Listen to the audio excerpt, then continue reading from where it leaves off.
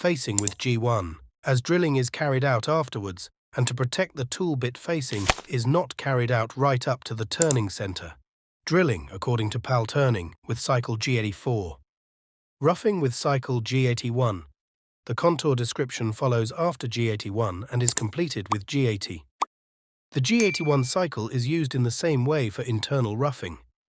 For external finishing, radius compensation on the right is activated with G42, and the contour from the roughing cycle is repeated with G23.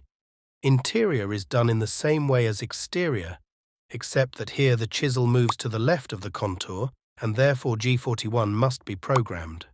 Thread turning according to PAL, with cycle G31, and with the core hole diameter as reference dimension in X. 2 radial grooves with G86 and chamfers at the groove opening, programmed with RO or LO. After reclamping, we start again with facing and a C-plate. As the contour includes an undercut, as on the first side, we switch to a D-plate.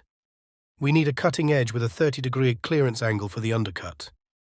Finishing as on the first page with a V-plate, 35 degree, and outside with G42. This is followed by internal machining again. And finally, an external thread, again with G31. Here, the X dimension in the cycle is the same as the nominal dimension.